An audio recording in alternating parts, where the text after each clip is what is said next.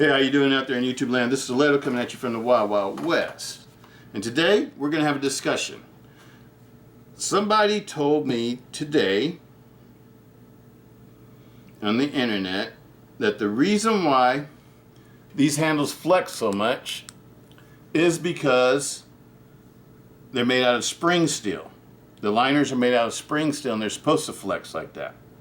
And it has nothing to do with the strength of the knife. I would, I respect his opinion. I respect that person's opinion. I'm not going to argue with anybody. I'm not trying to troll anybody or anything like that. I just want cold steel to make proper knives. And I want them to make knives like they used to make.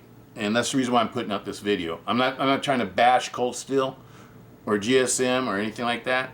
I just want them to hear this so they redo this knife and make it right. Because I really like this knife. I like the style of it. I like the master Tonto style in the folder. I think that looks really cool, and I really love the limited with the metal bolts, with the metal handles and the G10 inlay. I really like that. This one, if they want to cut down on it, I think they should still, either you could have like tempered liners. Heat-treated liners that may be a little bit thicker and a little bit stronger. Heat-treated liners so it won't be so flexible. If you want to use the Creighton handles, or you can go with liners that are the same thickness but heat-treated so they're stiffer, and use G10, or just use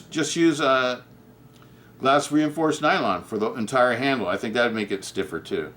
I really love the way the Creighton feels, but if this handle's weak because of the Creighton, then I think that you should replace the Creighton, because the Creighton doesn't add any strength to this handle, if you ask me.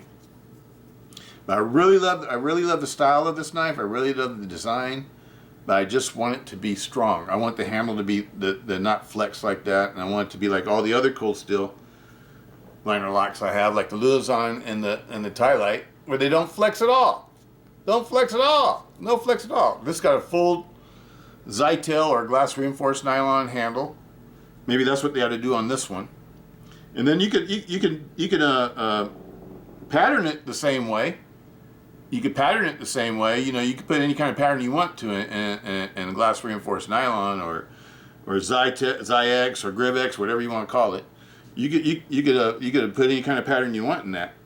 And I think it'd be better if the whole handle was made out of the same material. I just think it'd make it stronger. Like this one. This one is strong. This one doesn't flex at all. And so, if it has to be flexible in order for it to work right, I disagree with that. I think if anything, it needs to be stiffer, because in a liner lock, the whole strength of the knife is dependent on the leaf spring. Because if the leaf spring is weak, it'll just bend when it gets pressure like this. When it gets pressure when it's pushing on the leaf spring, it'll just bend the leaf spring all up, and there won't be any strength to it. Because anything that flexes this easy, I'm sorry, I don't believe it has a lot of strength. That's where I'm going with that. And I just want to show cold steel that for the price that you pay for this, you can get a lot stronger knives. For the exact same size, maybe even a little bit bigger. And this comes from Taiwan, so all these knives are from pretty much, except for the buck knives. All these come from China, I think it is. Most of them come from China, if not all of them. And all these knives, none of these knives have handles that flex. This is a Harn Silkworm. It's G10. Natural G10 handle scales, and it's not even fully lined. It's only partially lined, like a lot of the Benchmades, like Benchmade bug outs and things like that. And it has no flex in the handle. This has a Sandvik steel blade, and this is under 50 bucks. I think it was like about $40 or something like that. I can't remember. I did a review on it last year. Excellent knife. Excellent knife for the price, for $50 range, the same price as this one, or actually a little bit less. This is a $20-something knife, and this comes from SRM, another Chinese manufacturer. And it has HCR 13 MOV, I think it is. Stainless steel. With G10 handle scales. Stainless steel liners. And just a tiny bit of flex, hardly any flex at all. Functions nicely. These are all pretty much axis lock knives because I was looking for the best flippers last year. I was trying out all the different manufacturers' axis lock knives or crossbar style knives. This is a CJRB. This is a really nice knife. I love the weight of it. I like the size of it. It's got D2 stainless steel. Fairly thick blade stock. Cleaver style blade. Open back space, open back spacers. This is a really, to me, this is the nicest CJRB. I really like this one. I think it's a really nice knife. And it has what they call, I think they call their lock a recoil lock, which is basically a different style of a crossbar lock. It has a flipper to keep your fingers safe. And this is like a $30-something knife, almost $40 or something like that. I think this is one of the best bangs for your bucks for axis style locks or crossbar style lock knives. G10 handle scales, thick G10. And no flex, no flex, okay? This is another CJRB, this is the other blade style. It's really nice. This one has a matching back spacer, not GRM, but G10 back spacer. OD green G10 back spacer. Beautiful blade, D2 again. Functions perfectly. No flex at all. In between $30 and $40. This one, this is a Gerber Sumo. This is a really cool looking blade. This has got the 7CR 13 MOV, I think it is. So it's not a very good steel. But you know what? Neither is this. That's not a good steel at all. You know, I mean, it's 4034 Krupp stainless steel. And from what I read up on it, it's terrible at holding an edge. So it doesn't hold an edge very good at all. Which is pretty much like this. So these two steels, I would say, probably are pretty equal. And this handle is beautiful. One thing I really like about the Sumo is the handle. And I love the blade shape. I like the spear point blade or the leaf style blade, and I love this black stonewash. The black stonewash is awesome on it. And if I'm not mistaken, I think this is a 7CR 13 MOV. Beautiful knife, and that one was under $30. I want to say it's like right around $30. And this one is a Kershaw. Yeah, Kershaw, and it has the hawk lock, a little bit different style lock.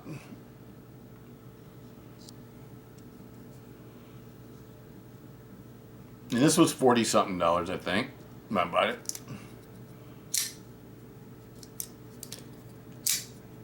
And no flex at all. Buck knives. This is the Buck budget knife.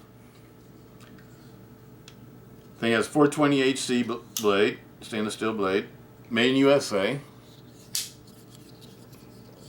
This one was like $21. No flex. And it has GFN handles. There's another one with GFN handles, another buck knife. This one was like $23. No flex. Excellent knife. Buck USA. Now these were a little bit more expensive. This is an expensive buck, lightweight buck.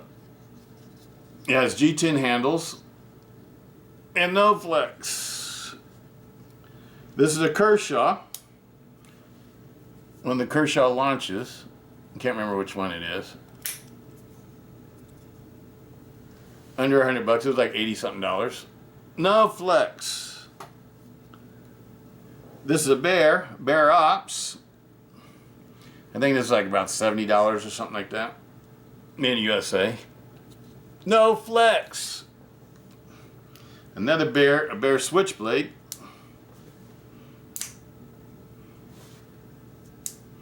This is probably the jankiest switchblade I have is this one.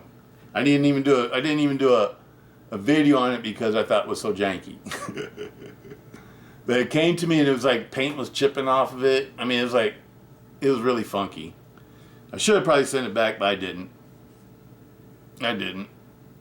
It came from a online dealer. I'm not gonna say which store it was, but it came from an online dealer.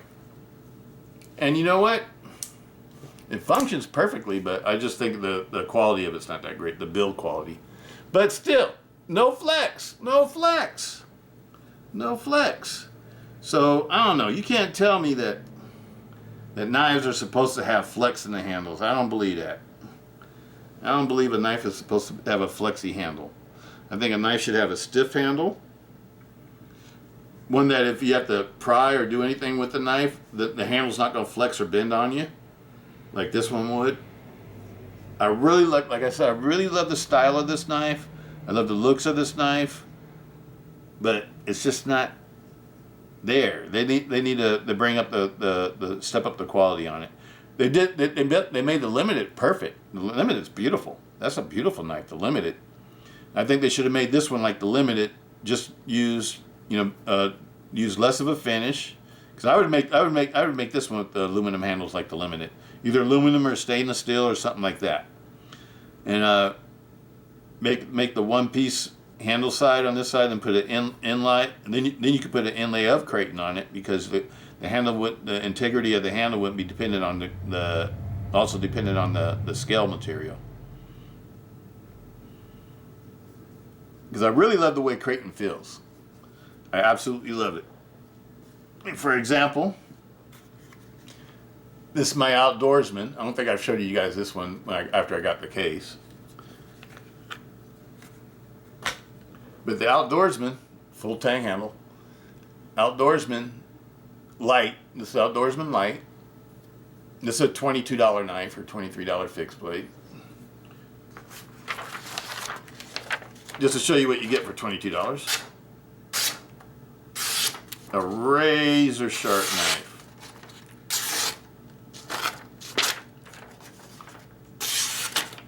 Beautiful knife. Beautiful knife. Now this one,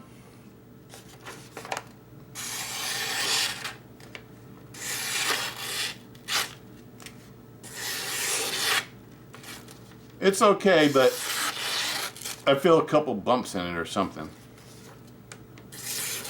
Like right there. So the edge isn't perfect on this one. It's not like a really smooth edge. And just compare it to my Tonto Light. See, that's a smooth edge. Where it cuts all the way through like that.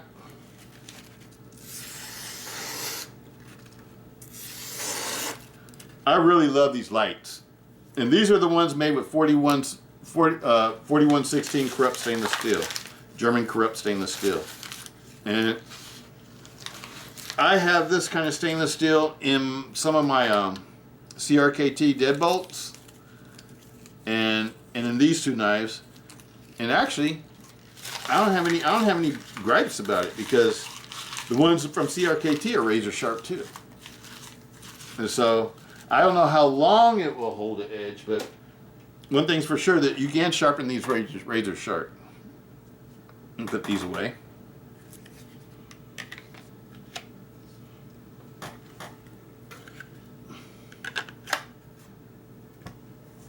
So you can get them razor sharp.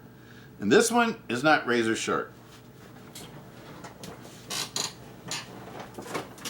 I'm gonna give it another chance. Let's see if we can sharpen it up a little bit. I'll give it another chance.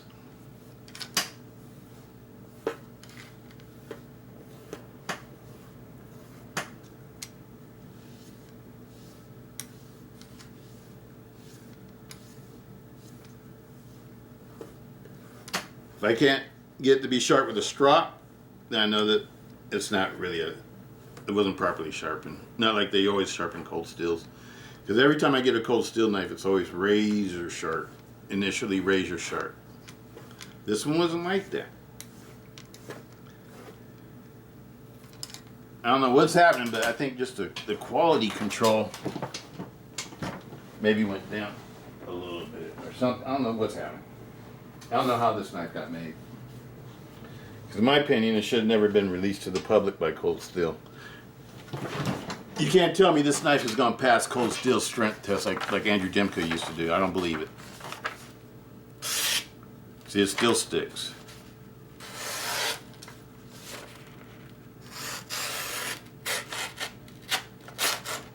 Yeah, okay.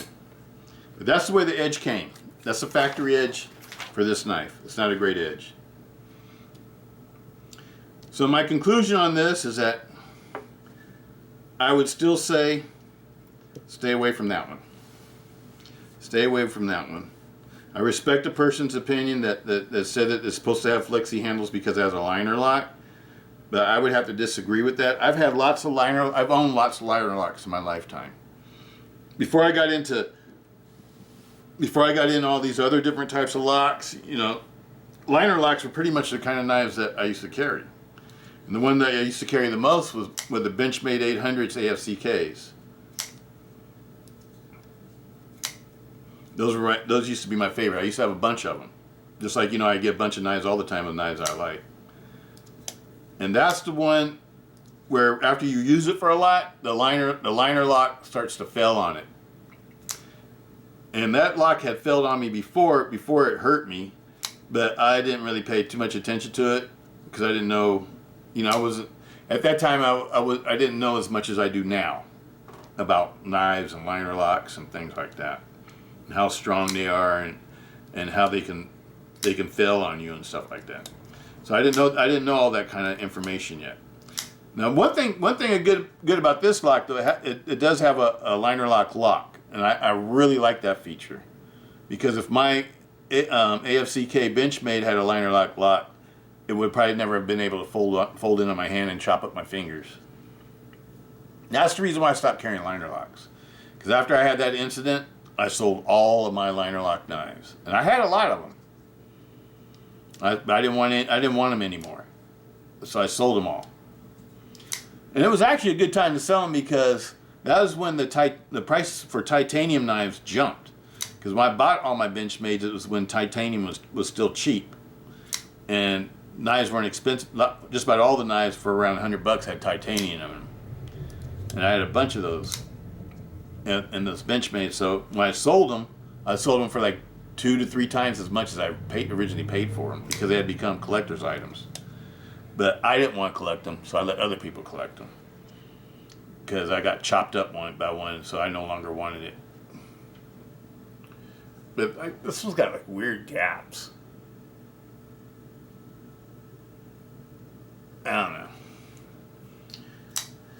And like I said, I'm not ragging on Cold Steel. I'm not trying to put down GSM or anything like that. I'm not trying to turn people away from Cold Steel or anything like that.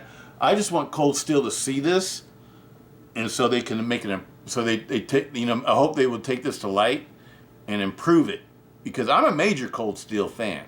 I have always been a major Cold Steel fan, pretty much ever since I got my first tie light. My first tie light, and I used to have the Archangels too, because I used to be in the Balisongs. And I absolutely love those knives. And then, you know, they turned me on to the Voyagers and then the Triads. And I've been buying and using Cold Steels pretty much. That's been pretty much my primary folder for the last 10 to 12 years. Maybe even a little bit longer, because 10 to 12 years is like when the Triads came out. And I was carrying, so that, actually about the last 20 years since like 2001, when I got my first Cold Steel tie light. Titanium tie light, that is. I still have it. This one, even though I really love the style of it and the design of it, it just needs to be made better. And I think it'd be easy for Cold Steel to make this one better. Number one, heat treat the liners. Give them a nice, strong, stiff heat treat, so they won't be flexible. So the liners won't be flexible. Maybe it's the steel that they use for this. Maybe they need to use a better steel for the liners. Maybe use like a 400 series stainless steel or something like that, or 420 J2 stainless steel, or something that you can heat treat and make it stiff. And then once you do that, if it's still if it's still flexy because you're using the Crayex inserts, maybe you need to go to G10 or make the whole thing GRN and just give it the same pattern like you have here. Because I really like this style. Because I like Master Tontos. I like the Magnum Tontos, the Magnum Tonto series. It's one of my favorite fixed blade series of all time, of all knives. I love those Magnum Tontos. And I think this one is really cool because to me it's trying to imitate the Master Tonto. 3.5 inch blade length. I wish they would have made it like a 4.5 or 5.5 inch also. But they need to improve on this. And I would make it with a folded over liner lock, just like the tie light. If you're gonna make a liner lock, do it the Cold Steel way. Make it with the folded over liner lock, like Cold Steel always uses. Don't use this cheap unfolded liner lock like all the liner locks I don't have, like the Benchmade that folded in on me have. You know, you go a step further. You know, use the Cold Steel the liner lock like you did on this one. I know on Luzon they did something sort of like this, but the Luzon doesn't flex. So I don't know what's up with this. I don't know if the steel needs to be thicker, or if it needs to be heat treated, or if the inserts need to be stronger, or whatever, and not so flexible. But whatever it is, they need to fix it, because this is not worthy of being called a Cold Steel knife, if you ask me. Cold Steel knives are supposed to be able to pass the Andrew Demko initial testing. Now, if you do a video Cold Steel, show me that this could pass your testing. Now shut the hell up. I don't think this could pass the testing. I'd be very shocked to be able to see this pass testing. Because I think this liner would fold. It might be able to hold a little bit though because it has a lock. If you don't use a lock on it, then I don't think it would hold 100 pounds. But if you put the lock on it, you might be able to make it hold a little bit more. But I bet you it would still deform and not be very usable afterwards. I'm not impressed with this one. And I wanted this one to be a nice knife too, because I love Cold Steel. I love what they do. I love how they give out, make budget knives that people could afford and give them real good quality, sturdy, strong knives. But this one doesn't fit that mold. This is not a real good, strong, sturdy knife. Not for its size. So, I'm gonna leave that with that. You all tell me what you think. You think it's okay if the Cold Steel knives flex? I don't think it's okay. I don't think it's okay. I don't think it's okay. I want it to be a stronger knife. Because I think it's a really beautiful knife. It just needs to be made right. I don't think this one was made right. I think this one's made as inexpensively as they could make it, as cheaply as they could make it. That's where I think they did this knife. So they probably didn't do the proper heat treat on the steel liners. They didn't use materials that were really strong. And then after they made the knife, and they saw that it was flexible like that, they didn't go back and make a better one. They just said, okay, we'll just kick this cheap one out. People like it because it looks good, and it'll sell good on the internet because people see it online and think, "Ooh, that's cool." And they know the Cold Steel reputation. Cold Steel always makes sturdy knives, and they'll think that this is okay. But this is not that. It just looks good, but it doesn't. It's not a performer. That's my opinion on that one. And I'm done talking about it. I'm not going to talk about it anymore. I just had to get that out there, get it off my chest, because this one really burned me up when it came out. And I even made one video, and I started saying things, calling different things out of their name, and I don't know, it just made me mad because I was expecting this to be a really nice knife. But anyway, all of these, every one of these I would choose over this one. Every one of these I would choose over this one. The Silkworm, the SRM, the CJRBs, the Sumo, Gerber Sumo, the Kershaw, the Buck knives, the Kershaw, and the Bear knives. And of course, this one goes without saying. This one's in my drawer, so I like this one. my favorite liner lock. This is my favorite liner lock. All right. But anyway, I just thought I'd put that out there. Just thought I'd put that out there. I'll let you all think about it and have a discussion about it. But I'm just not happy with this one. And I think the liner should be stronger now. I don't think they should be flexible like that. But that's just my opinion. Yeah. It's too bad. Too bad they missed a boat on that one. Peace out, Stiletto.